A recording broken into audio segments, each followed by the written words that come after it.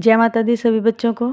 आज हम बात करेंगे कि शक्तियाँ जागृत होने के बाद हम ऐसा क्या करें कि शक्तियाँ कभी भी फिर हमारा साथ छोड़कर ना जाएं। क्योंकि पूजा पाठ ध्यान जाप करते करते हमें स्वतः ही अपने इष्ट की कृपा प्राप्त अवश्य ही होती है, वो चाहे सवारी के रूप में हो या फिर गुप्त कृपा रूप में हो। परंतु यदि हम कुछ बातों का ध्यान नहीं रखते हैं तो फिर ये कृपा क्षीण होने लगती है, हमें आभास होना, एहसास होना बंद हो जाते हैं। तो हम क्या ऐसा करें कि ये जो कृपा इष्ट की हमें प्राप्त हुई है ये बनी रहे हमेशा हमारे साथ, हमारे लिए, बल्कि और भी बढ़े ये कृपा हमारे इष्ट की हमारे लिए कभी कम ना हो।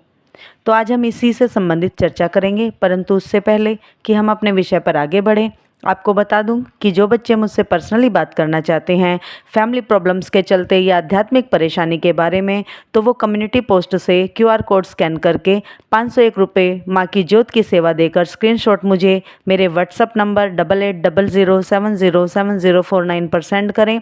उन बच्चों से 2 से 4 के बीच में बात कर ली जाएगी। आइए चर्चा करें अपने विषय पर कि इष्ट की शक्ति प्राप्त होने के बाद आप कृपा जो है कैसे बना के रखें। हम ऐसा क्या करें कि ये कृपा सदैव हमारे शीश पर बनी रहे। तो सुनो बच्चों, जब हम भक्ति साधना के मार्ग पर, आध्यात्मिक मार्ग पर बहुत आगे बढ़ जाते हैं तब हमें निश्चित ही बहुत से सिद्धियों की प्राप्ति होती है। सिद्धियां जागृत अवस्था में आपको अपनी कृपा देती हैं, और हो भी क्यों ना, जब कोई साधक या भगत जी तोड़ मेहनत करता है तो उसे उसका अधिकार, उसका हक अवश्य मिलना भी चाहिए, इष्ट की कृपा और आशीर्वाद के रूप में। पर जितना मुश्किल सिद्धियों को पाना है उतना ही शक्तियों को जागृत करना है तो उससे भी कहीं मुश्किल है इन्हें बनाए रखना। या तो यूं कहिए कि अब साधक की परीक्षा आरंभ हुई है। सिद्धि प्राप्त करने के बाद असली चुनौती साधक के जीवन में इष्ट की कृपा प्राप्ति के बाद होती है कि इस कृपा को कैसे बनाए रखें। जो अलौकिक आभास, दिव्य अनुभव आपको हो रहे हैं सिद्धि प्राप्त करने के बाद, वो आपके पास हमेशा कैसे बने रहें, ये जानना है हमें। और आज हम इसी विषय पर चर्चा कर रहे हैं। कुछ ऐसी विशेष बातें जिन्हें हम अपने जीवन में उतार लें, उन्हें फॉलो करें तो ये शक्तियाँ हमें हमेशा साथ देंगी, कभी भी हमारा साथ छोड़कर नहीं जाएंगी फिर शक्तियाँ। सबसे पहली बात है कि जो भी क्रियाएं आप अपने इष्ट के लिए कर रहे हैं, जैसे कि मंत्र जाप, ध्यान, भोग, पूजा, जो भी आप नियमित कर रहे हैं वो निरंतर करते रहना है। उनमें कोताही नहीं बरतनी है, कोई ढील नहीं देनी है, बल्कि बढ़ाना ही है ये सब। यदि यदि मंत्र जाप अभी 1 घंटा प्रतिदिन कर रहे हो तो अभी तक तो 1 घंटा चल रहा था, कोई बात नहीं, अब 2 घंटा शुरू कर दो। भोग यदि एक समय लगा रहे हो तो दोनों समय आरंभ कर दो। जितनी आप अपनी आध्यात्मिक क्रियाओं को बढ़ाओगे उतनी ही देवीय ऊर्जा आपको प्राप्त होंगी, आपके शरीर में ऊर्जा का स्तर बढ़ेगा। जितनी कड़ी मेहनत उतना ही मीठा फल।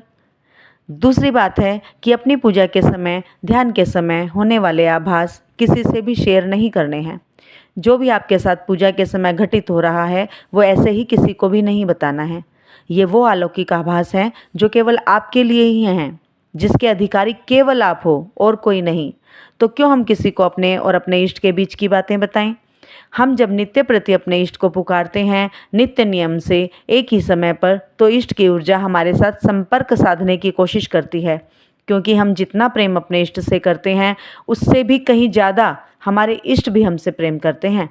यदि हम इष्ट तक पहुंचने का प्रयत्न करते हैं तभी हमारी ऊर्जा इष्ट की ऊर्जा के साथ संपर्क स्थापित करती है और हमें आभास होने लगते हैं इष्ट की कृपा के। परंतु जब हम किसी के साथ ये सब शेयर करते हैं तो वह ऊर्जा संकुचित होने लग जाती है, क्योंकि वो केवल हमारे लिए है, किसी और के लिए नहीं। ठीक छुई मुई के पौधे के जैसे। आपने छुई मुई का पौधा तो देखा ही होगा, जिसे हम केवल देखें, फील करें तो कितना अच्छा खिला खिला रहता है, परंतु जैसे ही हम स्पर्श करते हैं तो वह संकुचित हो जाता है और नॉर्मल होने में फिर टाइम लगता है। तो ठीक इसी प्रकार हमारे इष्ट की कृपा होती है। हम अपने छोटे से छोटे अनुभव भी अपनी बड़ाई की तरह गाने लग जाते हैं कि हम अब भक्ति कर रहे हैं तो ये आभास हुए, ये महसूस हुआ। जबकि भगत लोग तो वो होते हैं जो कि सिर्फ आभास करते हैं, भक्ति रस का पान करते हैं। भक्त शिरोमणि ध्यानु जी, श्रीधर जी, परमहंस जी, मीराबाई, ये सब भक्ति मार्ग के धुरंधर हैं जो अपनी भक्ति द्वारा इतिहास रच चुके हैं। हाँ, यदि आप शेयर करना चाहते हैं तो अपने गुरु से अवश्य शेयर करें, क्योंकि उचित मार्गदर्शन गुरु द्वारा ही प्राप्त होता है हमें। और गुरु ही हमारा इस मार्ग का सच्चा साथी भी है। तीसरा पॉइंट है कि अपने इष्ट के लिए अन्य आध्यात्मिक क्रियाएं भी आपको करनी चाहिए। जैसे कि यदि आपके इष्ट बजरंग बली हैं तो उन्हें मंगल शनिवार को किसी सिद्ध संकट मोचन हनुमान मंदिर में जाकर बूंदी का भोग अवश्य लगाएं, लड्डू का भोग लगाएं, बीड़ा चढ़ाएं, हनुमान जी को सिंदूर और चमेली के तेल का चोला चढ़ाएं, ध्वजा लंगोट चढ़ाएं, उनके मंदिर में बैठकर ध्यान लगाएं आदि आदि।